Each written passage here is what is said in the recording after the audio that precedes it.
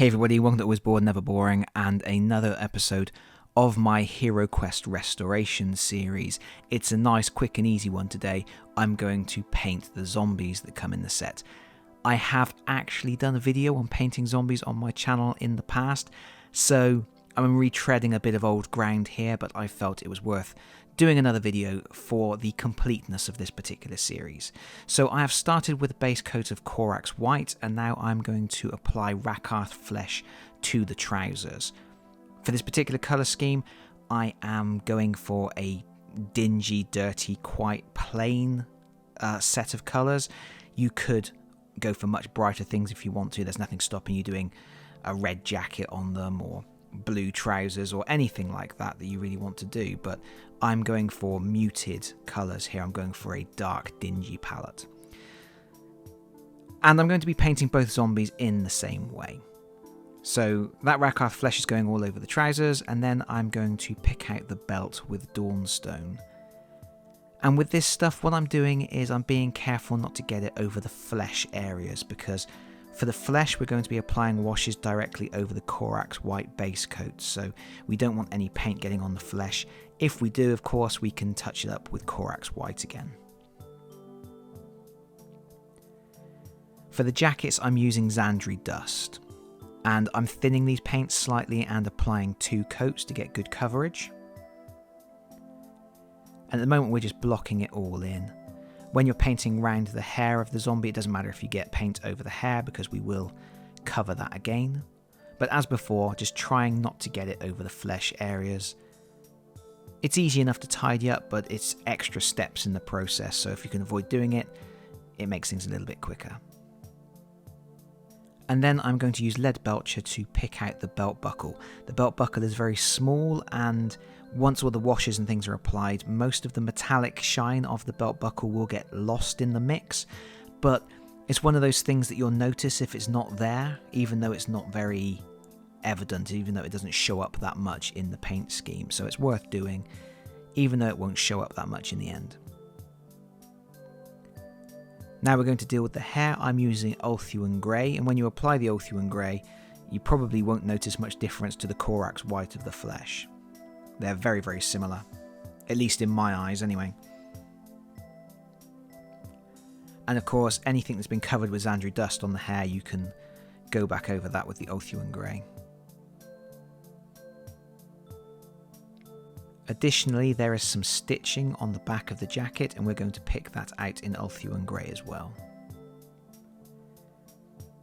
Just very lightly. We're now going to get Reikland Flesh Shade, and we're going to apply this over pretty much the whole miniature, really. We don't want a really thick, heavy coat, so what you'll see here is I will continue to spread out and stretch out the amount of wash that I've put on the miniature. We want to pick out some details, but really all we're trying to do is give a subtle tint to the skin tones and the clothing. Reikland Flesh Shade going straight over Corax White, you will get a very pale, pallid, deathly, very light flesh tone, which is good for zombies, and that's what we're trying to do. But of course the washes will also help to pick out detailing. When that is completely dry, we're going to switch to a Chthonian Camo Shade, and we're going to apply that to areas of the flesh to give a hint that the flesh is rotting and decaying. So we're not going over the whole area of the skin, we're just going on different bits and pieces. Again, we're going to help to bring out the definition in the model, but also create that blotchiness and the sickly quality of the skin.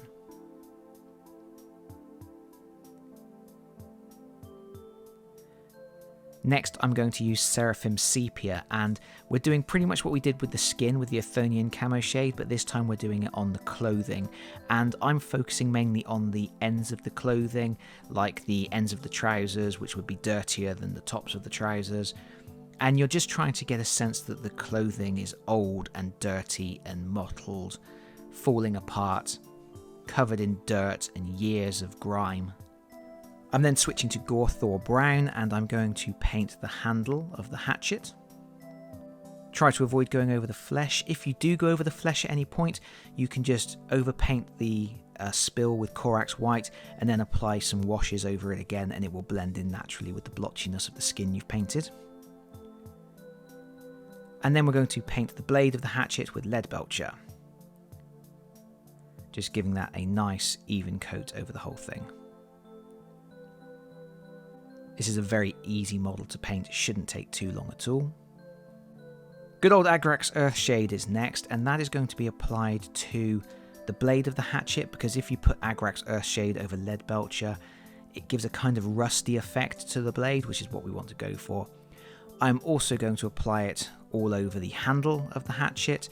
That's going to bring out any subtle definition in the moulding. There isn't a lot of it in this moulding, but any slight ridges in the wood will show up a little better with the wash. But of course it also knocks the colour down and it helps it blend in with the rest of the miniature. Because the other thing we're going to do with Agrax Earthshade is we're going to muddy up the zombie a little bit more. We are going to apply it to the feet, because obviously this zombie has been shambling through the dirt for years, so a little bit of Agrax Earthshade over the toes will just give that sense of dirtiness. And we're also going to put it over the hands and the fingers to give that sense that perhaps it has clawed out of a grave at some point, or has been scrabbling through the dirt in search of decaying remains to feast upon.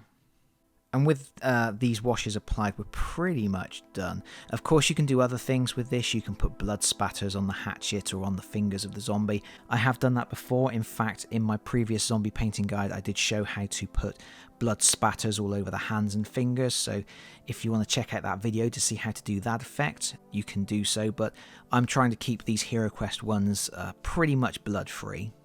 The final thing is to do the eyes. So I've got some Ceramite white and I'm going to thin it down a lot. I'm going to get my insane detail brush from Army Painter, which is the smallest, finest paintbrush I own. I'm going to brace the model as carefully as I can, and I'm going to just dot in the eyes. There is actually sculpted eyeballs on these models, so if you get it just right, you can just hit those raised parts of the eyeballs, and this will just make the eyes pop and give an unsettling, eerie finish to the zombie. And indeed, that is a finished paint job. Of course, the last thing to do is to paint the base. I'm not going to do that in this video because I have done a whole separate video on how to paint the HeroQuest bases to look like flagstones. So you can check that out if you want to add a flagstone effect to the base, or of course you can just paint them in a solid colour of your choice. But that is it. I'm calling that a day. Thank you so much for watching. If you've enjoyed the video, please consider pressing the like button. If you've really enjoyed the video, please consider subscribing if you don't already do so. And hopefully, I'll see you all again very soon. Bye bye everyone. Bye bye.